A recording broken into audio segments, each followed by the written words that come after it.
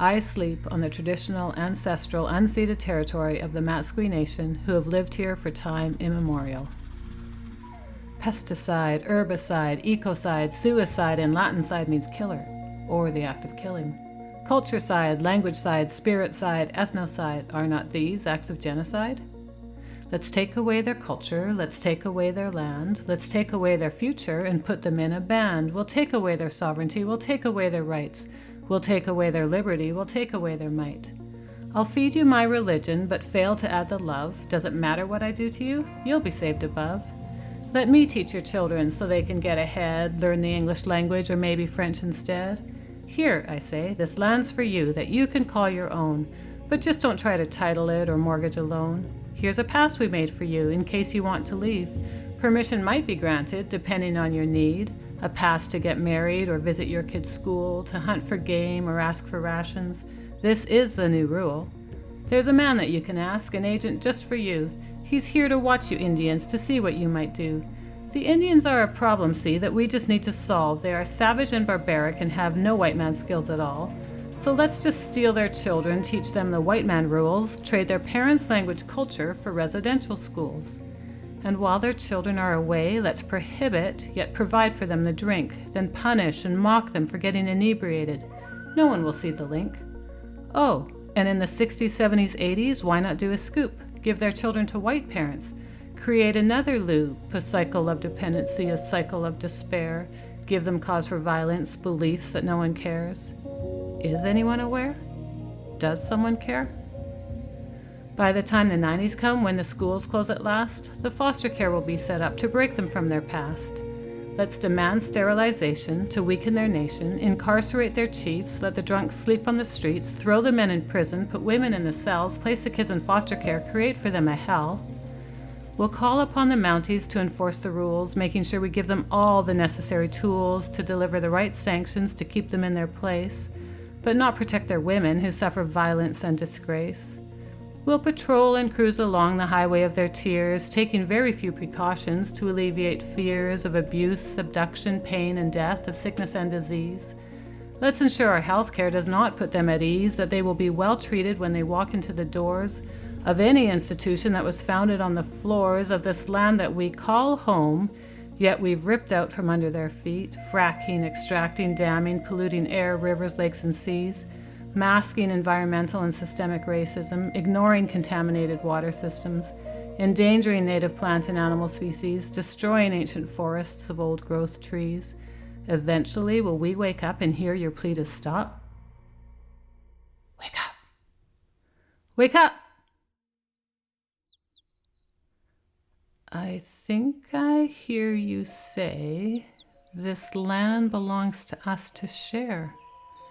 This history of not just the past is a burden we must all bear. You say I am your little sister who joined this family late. You welcome me to the table of respect and not of hate.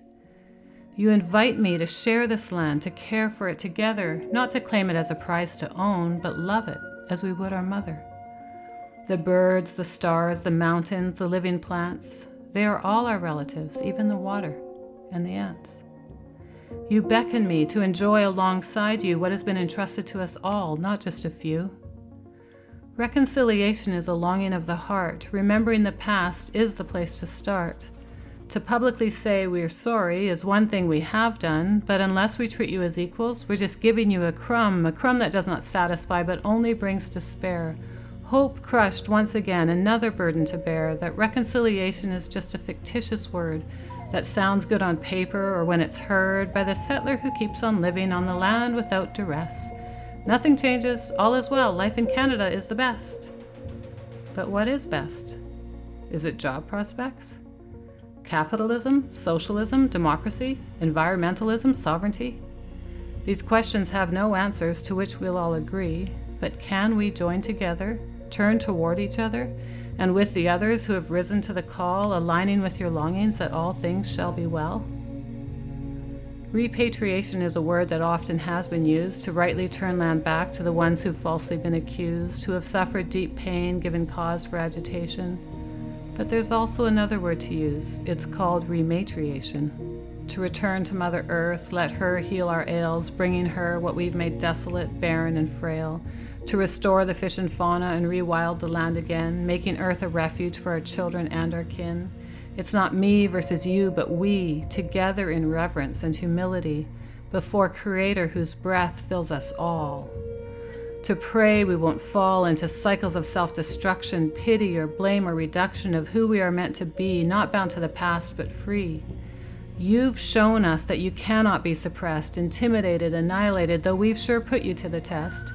Your spirit, although bruised, has not been killed. You are resilient, wise, courageous, and filled with determination to keep on living, drumming and dancing with thanksgiving, releasing unhealthy inhibitions, recovering matriarchal traditions, celebrating diversity of cultures, offering tobacco to your elders who instruct you not just to exist, but to create something new and to resist measuring success just by economics, education degrees, and purely profits, but to reclaim language and rename places, recognizing the sacredness of spaces. May we interface with you respectfully, in truth, in honesty, and learn how to teach our children and their children, the new immigrants, their children and grandchildren, not about our ways, but about you who dwelt here first. Teach us, younger siblings, your ways that will give us a thirst to develop increasing awareness of this earth in all its goodness, taking time to listen for what the land is speaking, what the desecrated parts are needing, so it can be restored to keep on feeding future generations who deserve to be breathing air cleaned by trees and native plant species. We don't want our kids to forget and live the life that we regret. We need you. We remember you. We remember more than 6,000 school children who died when in our care, many left in unmarked graves. This grief their families still bear. And the rest of the 150,000 kids taken from their family home, most against their parents' wishes, thrust into the unknown, to live in deplorable conditions, yet somehow they survived to pick up the pieces of their fragmented lives. We remember the loyal, faithful soldiers who gave their lives to fight, and those decorated in the military, yet denied the right to claim citizenship or farmland to cultivate as their own, but returned to reserves to be governed by the throne. We remember the infants who were torn from their mother's breast and placed with other families, many who tried but did not know best how to nurture their fostered or adopted children in their ancestral ways, so far removed from their grandparents' wizened gaze. We remember thousands of missing and murdered women, girls, and 2 LGBTQIA+ people, each and every one deeply loved and irreplaceable. We speak out your names. We remember your fame, not just for what has happened or what has been done, but because of who you are, each and every one. You have blessed the earth with your presence. Each of you lives on in your essence. We remember you. We remember you. Let's pause here for a few seconds to pray we will learn the lessons that our past is longing to teach. Now as we close, let us speak, breathe, cry, whisper, or shout the name of someone we care about. We remember you. We remember you. All our relations, please remember us too.